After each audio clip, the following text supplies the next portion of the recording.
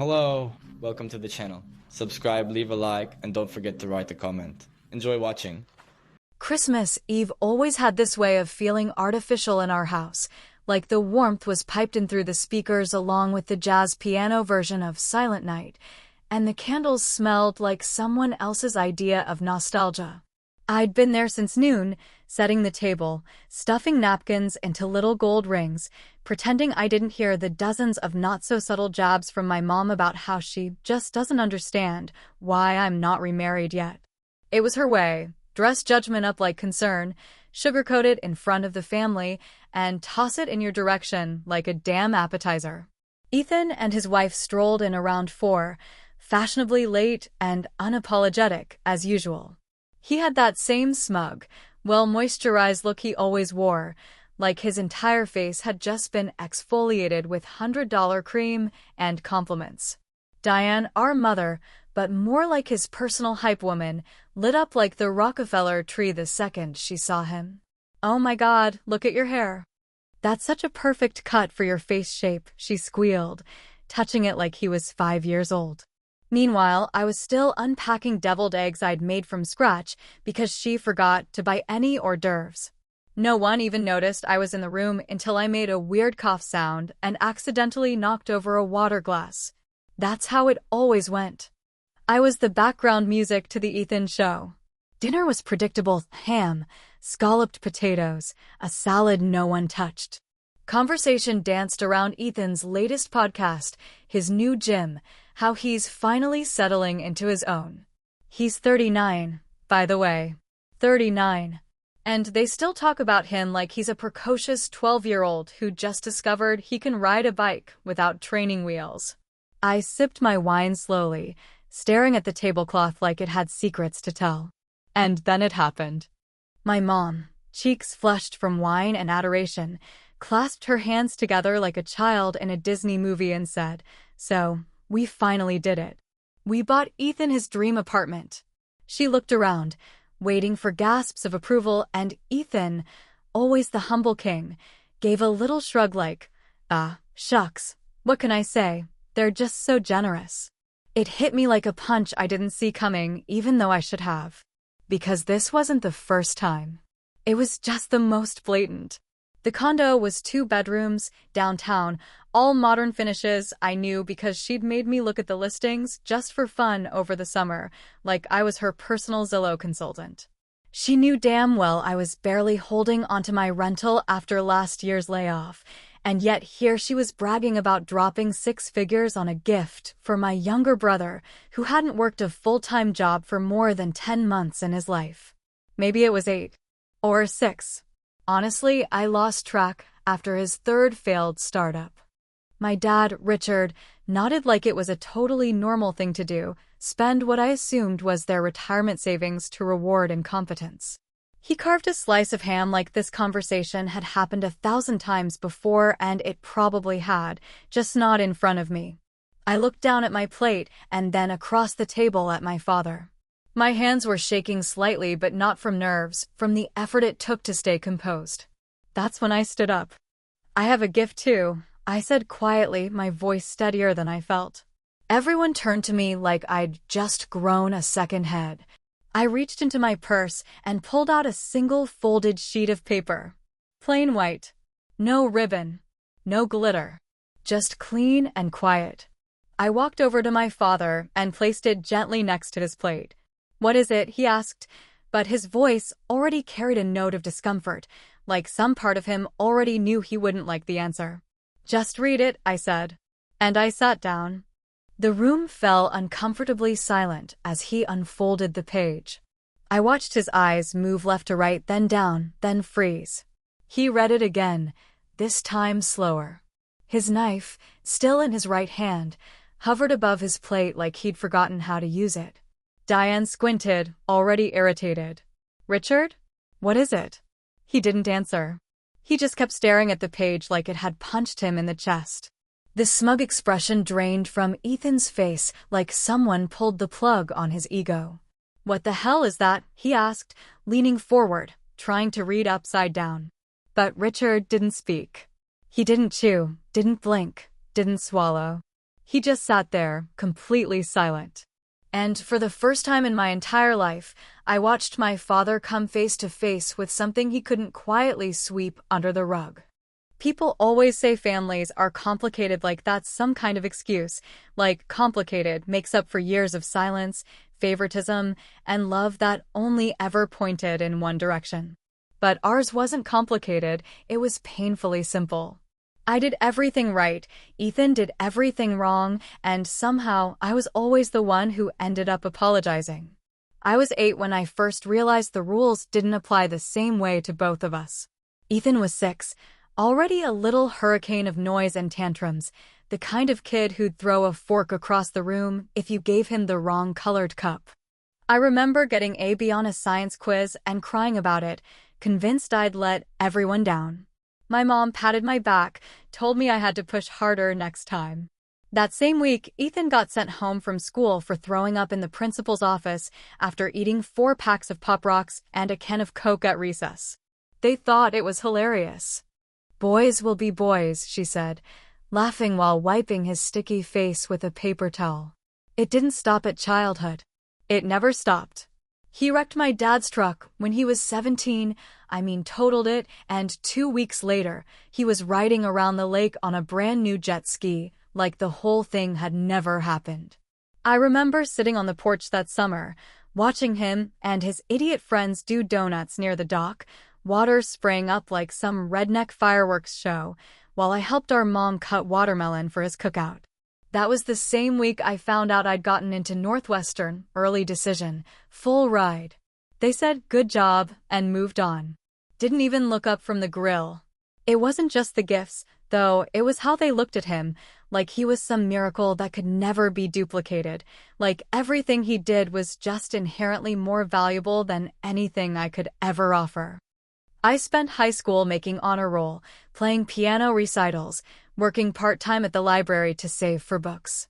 Ethan got caught smoking weed in the school bathroom and was going through a phase.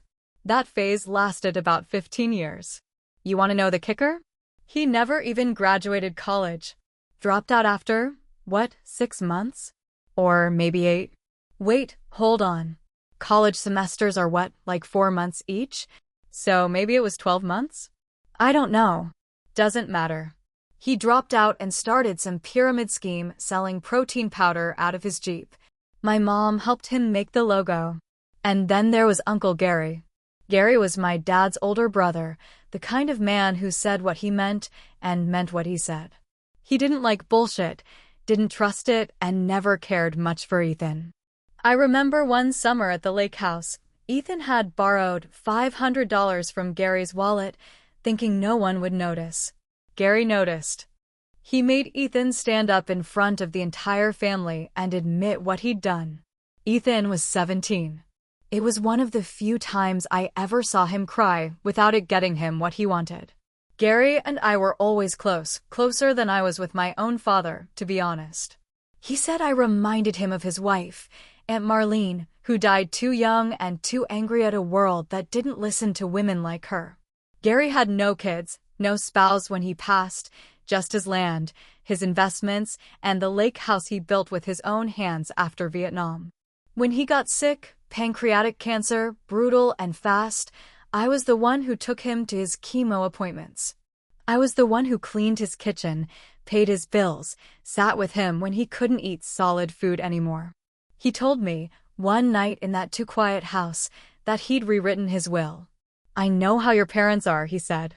"They'd sell this house and give the money to that idiot brother of yours in a heartbeat." I laughed, because of course they would. He didn't laugh. He handed me a folder, told me to open it after he was gone.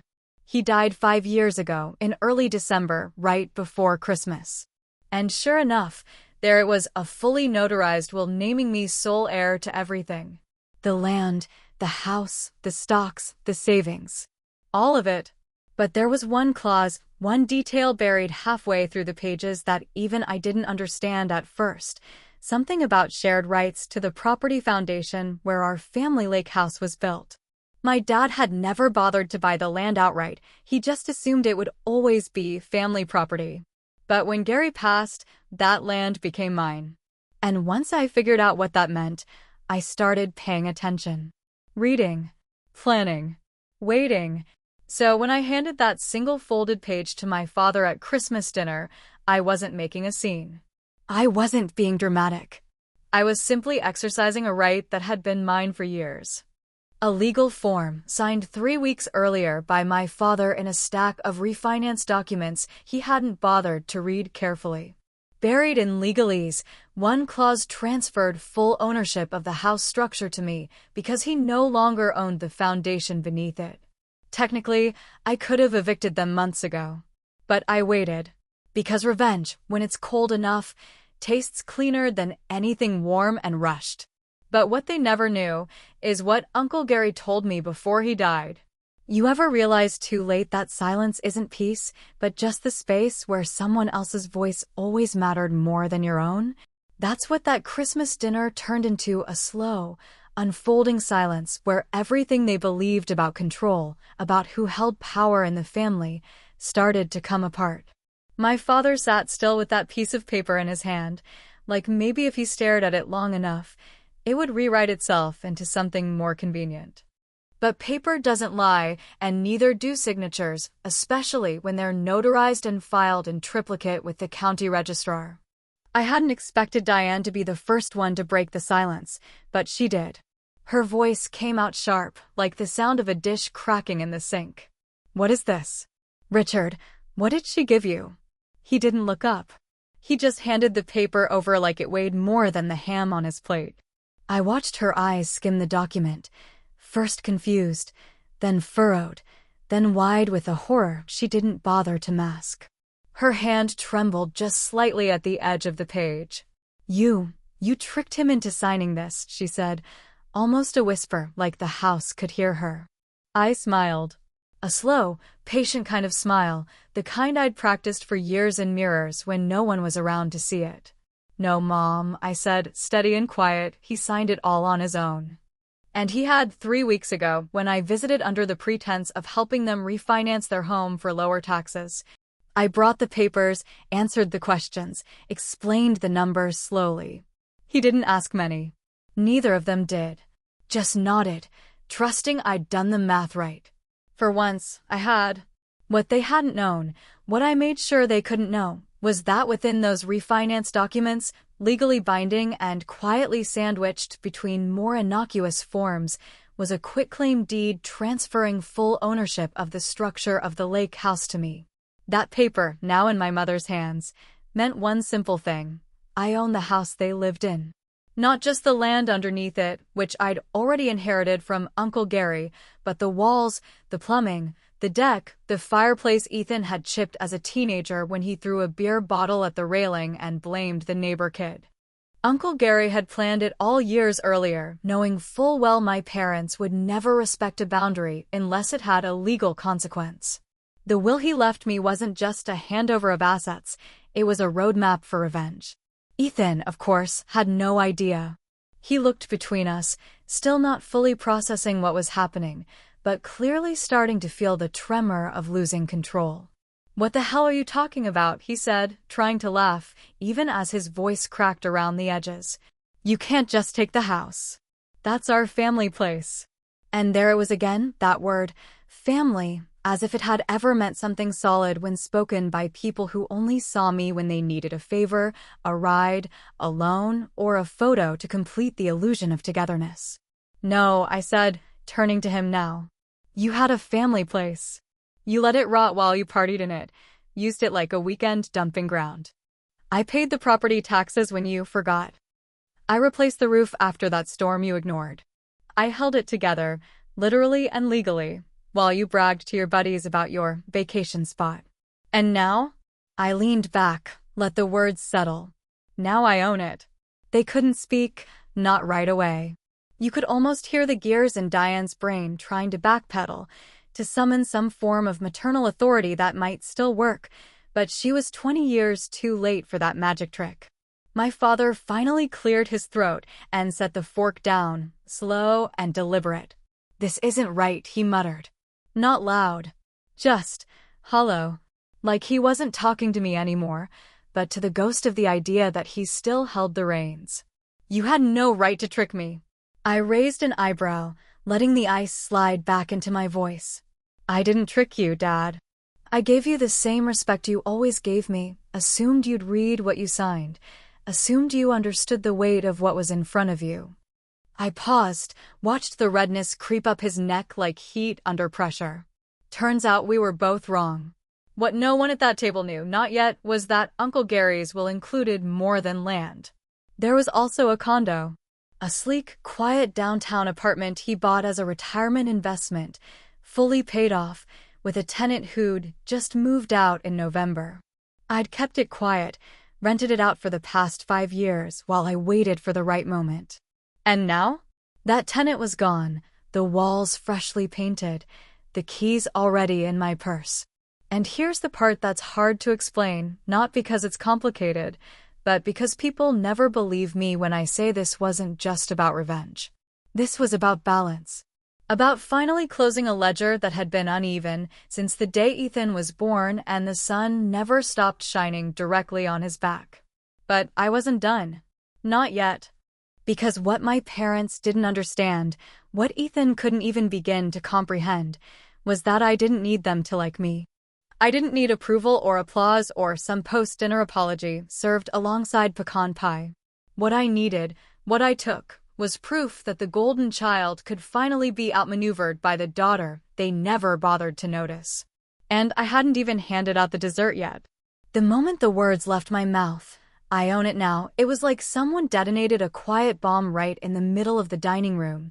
Not a dramatic explosion, not something loud or shattering, but a deep, pressurized burst that sucked all the air out and replaced it with the kind of silence that only lives in spaces where people are forced to see one another clearly, maybe for the first time in years. My mother stood there, still gripping the paper like it might disintegrate in her hand if she let it go, her mouth slightly open like she wanted to say something righteous, something cutting, something that might shame me back into the small space they'd always preferred I stay in. But she couldn't get it out. Then, like clockwork, came the performance. "Oh my God, Claire," she spat, her voice sharp enough to slice through the air. "Is this what this is really about? Is this about your jealousy? About Ethan again?" Her words came in fast, panicked waves, like she was hoping if she said enough in a short enough time, she might outrun the truth crawling up behind her. "You've always been so bitter, so damn cold, like the world owed you something just because you kept your head down. Well, guess what? Life isn't fair, Claire, and if you haven't figured that out by now, then maybe I didn't let her finish. I was done swallowing it. Done letting her steamroll every feeling I'd spent decades learning how to name but never express. "Don't you dare," I said, not shouting but strong, louder than I'd ever been at that table, in that house, around those people. "Don't you dare tell me this is about jealousy. You think I care about Ethan's damn condo? You think I'm losing sleep over him playing pretend businessman while you two toss gifts at him like he's done something other than leech off this family's good graces?" Ethan made a sound, half laugh, half scoff, and leaned back in his chair like he was watching bad theater. "Jesus, here we go," he said with a smirk that could curdle blood. "The family accountant finally snaps. Let me guess, this is the part where you read off your list of complaints and demand retroactive love for your perfect grades and your early bedtime." I turned to him slowly, my eyes narrowing, and for a moment I swear I saw something flicker behind his cocky grin, not fear exactly, but discomfort. The realization that maybe this wasn't going to be like all the other times he got away with saying something shitty and walking away unscathed. "You know what, Ethan?" I said, standing fully now, not even pretending to keep my voice calm. "Let's read the list. Let's go ahead and open the damn file drawer since you brought it up." I pointed at him first, my voice rising with every word. "Let's talk about the time you skipped rent for 3 months and Mom begged me to cover it so you wouldn't get evicted. Let's talk about when you drained their emergency fund with that protein powder scam and I pulled money from my own savings so their bills wouldn't go unpaid. Let's talk about the 3 birthdays in a row they forgot to call me because they were helping you get your car out of impound or wiring you money in Vegas or writing apology emails to your ex-girlfriends on your behalf. I turned to Diane now, and the look on her face wasn't anger anymore. It was something deeper, something more wounded, like she was seeing me for the first time and didn't recognize the person in front of her. Do you remember, I asked, how I spent Christmas alone 3 years ago because I couldn't get time off work and no one thought to change the date or even call me that morning? My voice cracked just once, but I kept going. Do you remember how many times you asked me to co-sign loans I couldn't afford? How many times you said, "You're the responsible one, Claire, you can handle it"? My father finally spoke then, but his voice was quiet, like he already knew it wouldn't help. "We did what we thought was best," he muttered, and I almost laughed because the absurdity of that sentence was so rich it nearly choked me. "Best for who?" I snapped. "For Ethan? For your egos? Because it sure as hell wasn't best for me." And then I stepped back from the table, pushed in my chair slowly, the kind of deliberate movement that says, "This isn't just a pause, this is the end of something." I looked around at them all, their faces stuck somewhere between shame and rage, confusion and realization. And then, in the same calm voice I'd used to deliver the paper, I said, "Oh, and I'm listing the lake house for sale. Starting tomorrow." Diane gasped again, hand to her mouth like a character in some old drama who'd just discovered her husband's affair. "You can't do that," she said, but it came out shaky, thin, all theater and no substance. Ethan looked like he was about to leap across the table. "You'd seriously sell it? Just to prove a point?" I tilted my head, as if considering it for the first time. "Not to prove a point," I said. "To close a chapter." And just like that, the silence returned, but this time, it wasn't suffocating. It was freedom. My father hadn't said a word since dinner, not one syllable. Not one attempt at an explanation or apology or even a muttered curse under his breath, nothing. Just that blank stare like the floor might suddenly offer a way out if he stared long enough. That kind of silence, the thick kind that doesn't just fill a room but coats it, had followed him as we cleared the plates, as Diane tried to act like there was still a holiday worth salvaging, as Ethan stormed upstairs muttering things like ungrateful and drama queen under his breath loud enough to make sure I heard every syllable. I didn't rush. I packed slowly, not because I was trying to make a point, but because I wanted to give myself a moment to breathe inside the house I now owned. A house I used to associate with sunburns and late-night Monopoly fights, and the smell of gas from the old pontoon boat that never quite worked right. I zipped up my coat, folded my scarf twice, then 3 times, my fingers moving like they had a mind of their own, trying to keep busy so my thoughts wouldn't spill all over the living room floor. Diane hovered near the door, wringing her hands like that might ring out an apology from somewhere deep inside her, but we both knew she wasn't built for real remorse. Her voice broke the silence, brittle and theatrical like always. "Claire, please," she said, and her eyes were glassy but dry, the way they always were when she wanted something. "You can't do this. You're tearing the family apart." I looked at her and felt something inside me twist, but not in the way she hoped. Not regret. Not even rage anymore. Just a strange, echoing hollowness that made her words sound like background noise. "No, Mom," I said, my voice low, tight, controlled with effort. "I'm not tearing anything apart. I'm just refusing to hold it together anymore." She blinked, confused, like I'd spoken in a language she didn't understand, and maybe I had. Maybe the language of boundaries and consequences and emotional accountability was as foreign to her as Mandarin. Behind her, the fireplace crackled and hissed like it was mocking the silence, and for a second, I imagined tossing the whole damn paper in the flames, letting it burn, letting it all go. But some things deserve to stay written.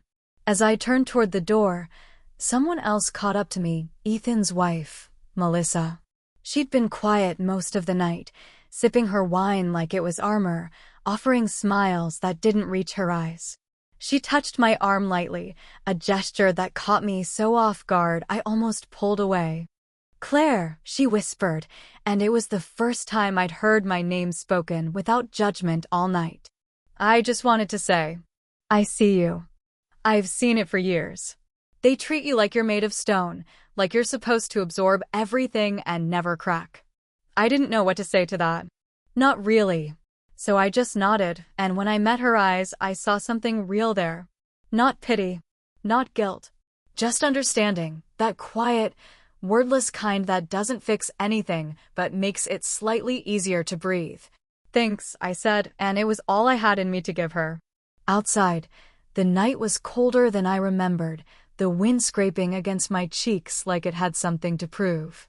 I climbed into my car, started the engine, and sat there for a moment staring at the empty driveway, the glow of the house behind me like a memory already starting to fade. Then I noticed the flashing light on my phone, one new voicemail. I pressed play without thinking, and the voice that poured through the speaker was low, precise, and painfully familiar. My lawyer. Hi, Claire. Just confirming receipt of the financial disclosure request. We've submitted the audit inquiry and will begin reviewing the transfers your parents made to Ethan over the past 10 years. I'll need a few documents from you by Monday, but we're good to move forward. This may take a few weeks, but if what you found in their old joint trust ledger is accurate, this will be very straightforward. I let the message play twice, my fingers cold around the steering wheel, the heat just beginning to warm the cabin. That folded paper I'd handed my father? That was never the end. It wasn't even the real hit. It was just the match. The spark. The quiet whisper before the scream. The lake house was leverage. Yes, a message wrapped in legal ink, but this was justice. Because when Gary passed, he left me more than property. He left me a binder. A messy, dog-eared, decades-old binder filled with receipts, letters, and notes about the money. Money he once shared with my parents in the early years, money they swore they'd used responsibly. But the binder told another story. It told me how much had gone to Ethan, tens of thousands, disguised as loans, education expenses, and business support. It showed me who had mattered all along. It was time someone else finally saw it too. I shifted into reverse, backed out slowly, my headlights catching the window where my mother still stood, clutching the edge of the curtain like she was trying to pull it shut on this whole night. I didn't wave. I didn't nod. I didn't look back again. Instead, I whispered the only words that still felt true in my throat, letting them hang in the air like smoke. I didn't destroy the family, Mom. I just stopped pretending it wasn't already broken.